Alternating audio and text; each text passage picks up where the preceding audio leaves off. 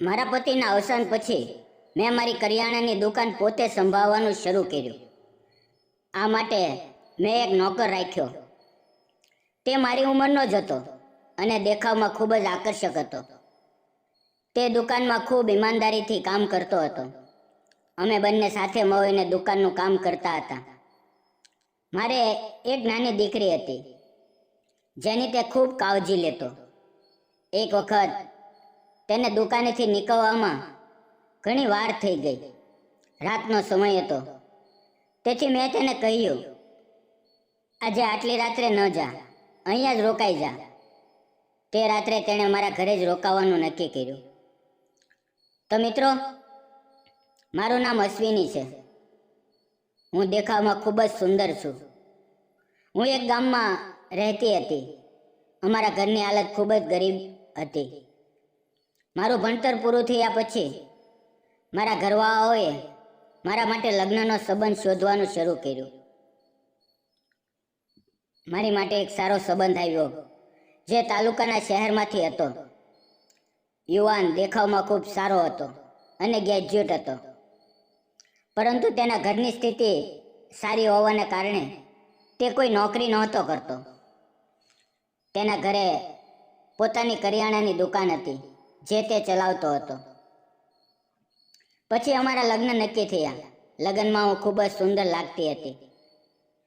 લગ્નમાં આવેલા બધા લોકો મારા ખૂબ વખાણ કરતા હતા. અમારી જોડી ખૂબ પ્યારી લાગતી હતી. લગ્ન પછી અમારી પહેલી રાત ખૂબ આનંદથી પસાર થઈ. અમે બંનેએ એકબીજાને ખૂબ પ્રેમ કર્યો. આમ જ અમે આગળ પણ એકબીજાને પ્રેમ કરતા રહ્યા. થોડા મહિનામાં મારા પેટમાં બાળક ઉછરવા લાગ્યું. હવે જોતામાં 9 મહિના પૂરા થઈ ગયા અને એક દિવસ મારા પેટમાં દુખાવો શરૂ થયો. પછી મેં એક સુંદર દીકરીને જન્મ આપ્યો. તે 2-3 મહિનાની હતી ત્યારે મારા પતિની તબિયત બગડી. તેમને હાર્ટ એટેક આવ્યો અને તેનું અવસાન થયું. તેના અવસાનથી મારા જીવનમાં મોટો આઘાત લાગ્યો. હું ખૂબ એકલી પડી ગઈ. મારા સાસુ સસરા નહોતા. આટલી નાની દીકરી અને હું દુઃખમાં ડૂબી ગઈ હતી. મને સમજાતું નહોતું કે શું કરું, પરંતુ હવે દીકરી હાથમાં હતી, તેથી કોઈ પણ રીતે જીવવું જરૂરી હતું. તેના માટે મારે જીવવું હતું. થોડા દિવસ હું મારા માયકે રહી. 1 મહિના પછી હું સાસરે પાછી આવી. 2-3 મહિનાથી દુકાન બંધ હતી. મેં વિચાર્યું કે મારે દુકાન ફરી શરૂ કરવી જોઈએ. પૈસાની કોઈ ખાસ કમી નહોતી, પરંતુ નાની દીકરી સાથે રસોઈ બનાવવી, વાસણ સાફ કરવા અને દુકાન સંભાળવી ખૂબ મુશ્કેલ હતી. મારા ઘરવાળાઓએ સલાહ આપી કે તું કોઈ નોકર રાખ જે તને મદદ કરશે. મેં નક્કી કર્યું કે હું દુકાન માટે નોકર રાખીશ. મેં દુકાનની બહાર એક પાટિયું લગાવ્યું. તેમાં લખ્યું કે કામ માટે નોકર જોઈએ છે, ઈમાનદાર હોવું જોઈએ, સારો પગાર આપવામાં આવશે. લગભગ 1 અઠવાડિયું પસાર થયું, પરંતુ કોઈ આવ્યું નહીં. એક દિવસ હું દુકાનમાં બેઠી હતી ત્યારે એક યુવક, લગભગ 32 થી 33 વર્ષનો હશે, તે આવ્યો અને બોલ્યો, મેં તમારું પાટિયું વાંચ્યું, મને કામ જોઈએ. મેં તેની સામે જોયું. તે દેખાવમાં ખૂબ જ સુંદર હતો. મેં તેને પૂછ્યું, તારું નામ શું છે? તેણે કહ્યું, મારું નામ શેખર છે. મેં પૂછ્યું, તને લખતા વાંચતા આવડે છે? આ બધું કામ તું કરી શકીશ? તે બોલ્યો, હા, હું ગ્રેજ્યુએટ છું. હું બધું કામ કરીશ. હું હિસાબ કિતાબ પણ બરાબર રાખીશ. મને બસ કામની જરૂર છે. મારા ઘરની હાલત પણ સારી નથી. મેં કહ્યું, તને 10,000 રૂપિયા પગાર મળશે. તે બોલ્યો, ઠીક છે. મેં પૂછ્યું, તું ક્યાં રહે છે? તે બોલ્યો, હું તમારા પડોશના ગામમાં રહું છું. જો તમે ઈચ્છો તો હું મારું આઈડી પ્રૂફ પણ બતાવી આપું. મને તેના પર ભરોસો થયો. મેં તેને કહ્યું કે તે બીજા દિવસથી કામે આવે. પછી મેં કહ્યું, કામે સમયસર આવવું પડશે. સવારે 9 વાગ્યે આવવાનું અને સાંજે 6 વાગ્યે જવું. તેણે કહ્યું, ઠીક છે. તે મારું ખૂબ સન્માન કરતો હતો. બીજે દિવસે મેં તેને દુકાન કેવી રીતે ચલાવવી, ગ્રાહકો સાથે કેવી રીતે વાતો કરવી, વજન કેવી રીતે તોલવું, હિસાબ કેવી રીતે રાખવો, આ બધું સમજાવ્યું. તે હા કરતો અને કામમાં લાગી ગયો. અમારું ગામ મોટું હતું, તેથી દુકાન પર ઘણા ગ્રાહકો આવતા. સારી કમાણી થતી હતી. હવે તે ધીરે ધીરે સારી રીતે કામ કરવા લાગ્યો. મારા માથેનો ઘણો બોજ હળવો થયો. હવે મારે ઘર તરફ ધ્યાન આપવાનો સમય મળતો હતો. મારી દીકરીને સમય આપી શકતી હતી. શેખર કામમાં રચ્યો પચ્યો થઈ ગયો હતો. તે દેખાવમાં પણ ખૂબ સુંદર હતો અને મારું ખૂબ સન્માન કરતો હતો. હું સવારે ઉઠીને મારી દીકરીનું બધું કામ, રસોઈ બનાવવી, વાસણ સાફ કરવા વગેરે પતાવીને દુકાને આવતી. હું અને શેખર આખો દિવસ દુકાનનું કામ કરતા. તેની સાથે વાતો કરતા દિવસ કેવી રીતે પસાર થઈ જતો તેનો ખબર જ નહોતી. પરંતુ એક ખાસ વાત એ હતી કે તે બપોરે ટિફિન લઈને નહોતો આવતો. તેનું કારણ મને સમજાતું નહોતું. તે રોજ મને જુદા જુદા કારણો જણાવતો હતો. એક દિવસ મેં નક્કી કર્યું કે હું તેને સાચું પૂછીશ. મેં કહ્યું, હું ઘણા દિવસથી જોઉં છું કે તું બપોરે ભોજન લઈને નથી આવતો. આવું કેમ? ત્યારે તેણે કહ્યું, મેડમ, મારા ઘરની હાલત ખૂબ ગરીબ છે. જ્યાં હું અને મારી નાની બહેન નાના હતા ત્યારે અમારા માતા પિતા ગુજરી ગયા. બધી જવાબદારી મારા પર આવી. મેં જે કામ મળ્યું તે કર્યું, જેથી પેટ ભરાય. અને બંને કામ કરતા કરતા ભણ્યા. મારી બહેનના લગ્ન પણ મેં કામ કરીને કરાવ્યા. હવે હું એકલો છું. હું સવારે ભોજન બનાવું છું અને સાંજે પણ પોતાના હાથે બનાવીને ખાઉં છું. પણ મને સારું ભોજન બનાવતા નથી આવડતું, તેથી મને શરમ આવે છે. તેની વાત સાંભળીને મને ખૂબ ખરાબ લાગ્યું. તે ખૂબ ઈમાનદાર હતો અને સારું કામ કરતો હતો. તેથી મેં તેને કહ્યું, કાલથી હું તારા માટે બપોરનું ભોજન બનાવીશ, પછી આપણે બંને સાથે ખાઈશું. તે બોલ્યો, ના મેડમ, તેની જરૂર નથી. પરંતુ મેં કહ્યું, કોઈ વાંધો નહીં. બીજા દિવસથી અમે બંને સાથે ભોજન ખાવા લાગ્યા. હું તેના માટે ભોજન બનાવતી. એક વખત મારી દીકરી બીમાર પડી. તેને ખૂબ તાવ હતો. તેને તાલુકાની મોટી હોસ્પિટલમાં લઈ જવાનું હતી. અમારા ગામમાં મારા પતિની જૂની ગાડી હતી જે બંધ પડી હતી.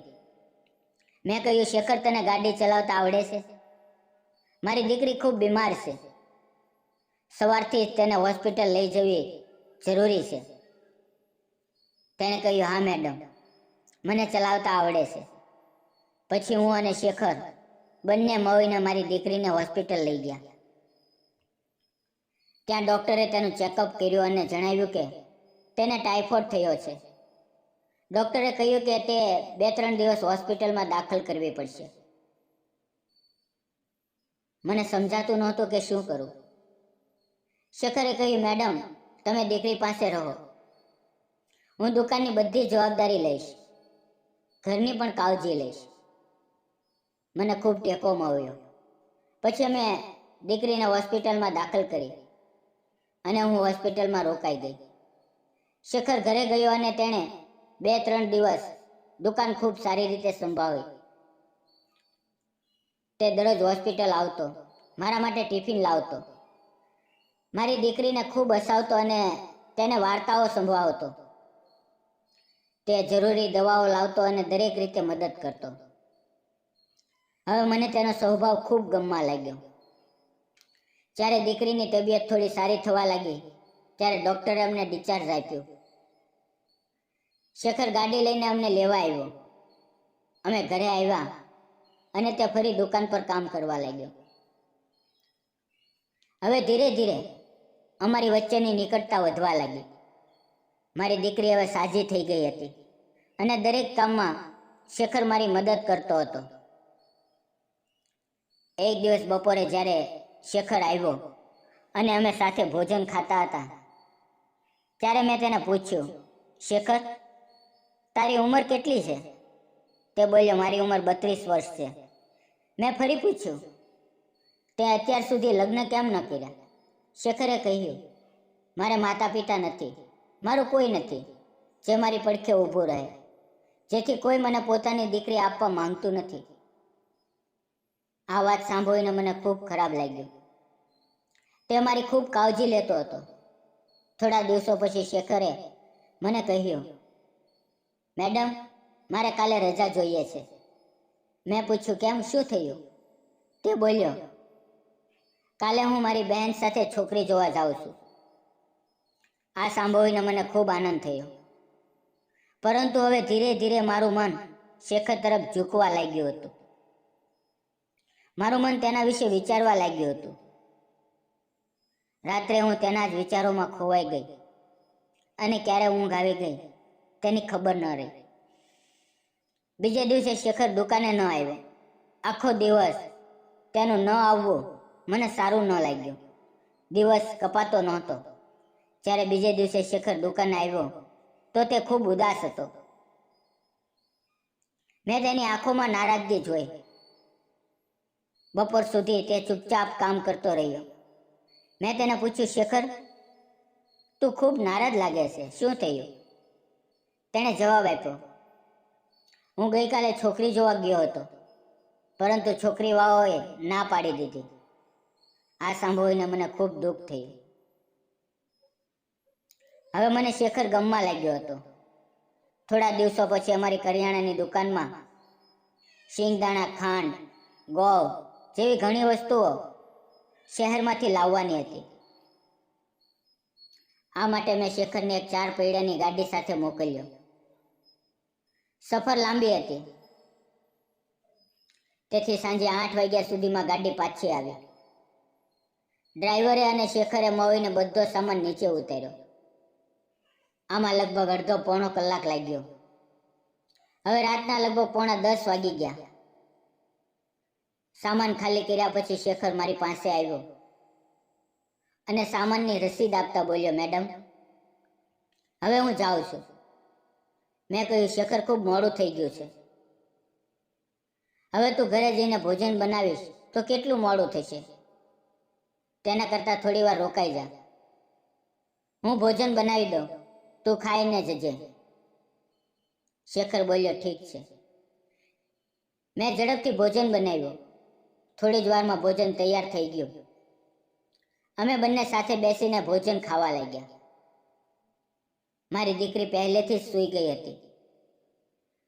હવે રાતના લગભગ 10 વાગી ગયા હતા. બહાર ખૂબ અંધારું થઈ ગયું હતું. ભોજન ખાઈને શેખર નીકળવાની તૈયારી કરતો હતો. ત્યારે મેં તેને કહ્યું, શેખર, રાતના 10 વાગી ગયા છે. આજે અહીંયા જ આરામ કરી લે. આટલી રાત્રે બહાર ન જા. તે બોલ્યો, ના મેડમ, હું જતો રહીશ. પરંતુ મેં ખૂબ આગ્રહ કર્યો અને તેને રોકાવા માટે કહ્યું. સાચું કહું તો હવે મને શેખર સાથે લગાવ થઈ ગયો હતો. તેને આ રીતે રાત્રે એકલો મોકલવો મને સારું નહોતું લાગતું. અમારા ઘરમાં 3 રૂમ હતા. મેં એક રૂમમાં શેખર માટે પથારી ગોઠવી દીધી અને તેને ત્યાં સૂવાનું કહ્યું. હું મારા બેડરૂમમાં સૂવા ગઈ, પરંતુ આજે મને ઊંઘ નહોતી આવતી. રાતના 12 વાગી ગયા તો પણ ઊંઘનું નામો નિશાન નહોતું. મને તરસ લાગી, તેથી હું ઉઠીને પાણી પીવા રસોડા તરફ ગઈ. હું રોજની જેમ જ પાણી પીવા જતી હતી, તેથી આસપાસ જોયું નહીં. જેવી હું રસોડાના દરવાજે પહોંચી, અચાનક મારી કોઈની સાથે ટક્કર થઈ. હું નીચે પડવાની હતી ત્યાં જ તે વ્યક્તિએ મને પકડી લીધી. હું સીધી તેના બંને હાથમાં હતી. મેં આંખો બંધ કરી લીધી હતી. મને લાગ્યું કે હવે કંઈક અજુગતું થશે, પરંતુ જ્યારે મેં આંખો ખોલી તો હું શેખરના હાથમાં હતી. તેણે મને ઉપરથી પકડી રાખી હતી. હું તેની આંખોમાં જોઈ રહી હતી અને તે પણ મારી આંખોમાં જોઈ રહી હતો. ધીરે ધીરે અમારા ચહેરા એકબીજાના ચહેરાની નજીક આવવા લાગ્યા અને અચાનક અમને ભાન થયું અને અમે બંને અલગ થઈ ગયા. શેખર બોલ્યો, સોરી મેડમ, મને તરસ લાગી હતી. આજે ઊંઘ જ નથી આવી, તેથી હું પાણી પીવા ઉઠ્યો હતો.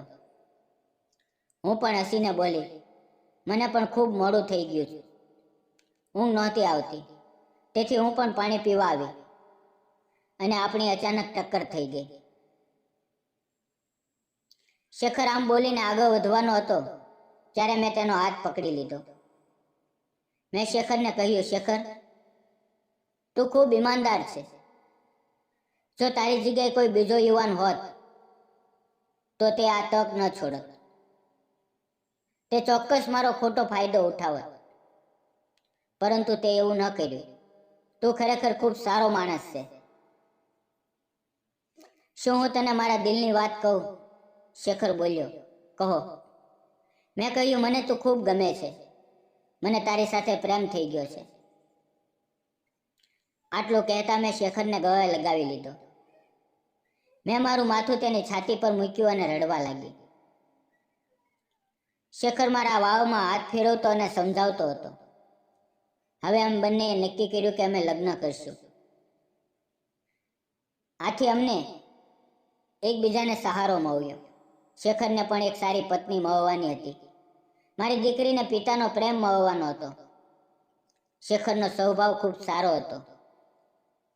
અમે બંનેએ કોર્ટ મેરેજ કર્યા. હવે હું અને શેખર સાથે રહીએ છીએ અને અમારી કરિયાણાની દુકાન ચલાવીએ છીએ. હવે અમે ત્રણે ખૂબ ખુશ છીએ. મારી દીકરી ધીરે ધીરે મોટી થઈ રહી છે. તો મિત્રો, મેં અને શેખરે લગ્ન કરી લીધા. તમને શું લાગે છે? અમે સાચું કર્યું કે ખોટું? મિત્રો, જીવનમાં કોઈ ક્યારે કોનું થઈ જાય એ કહેવું મુશ્કેલ છે. એકલા જીવનમાં જ્યારે અચાનક કોઈનો સાથ મળી જાય તો જીવન ફરીથી ખીલી ઉઠે છે. શેખર અને મારો સંબંધ પણ એવો જ હતો. એક સંબંધ વિશ્વાસનો, પ્રેમનો અને સહારાનો. પ્રેમ એ માત્ર શારીરિક ભૂખ નથી, પરંતુ બે તૂટેલી આત્માઓનું ફરીથી મળવું પણ જરૂરી છે.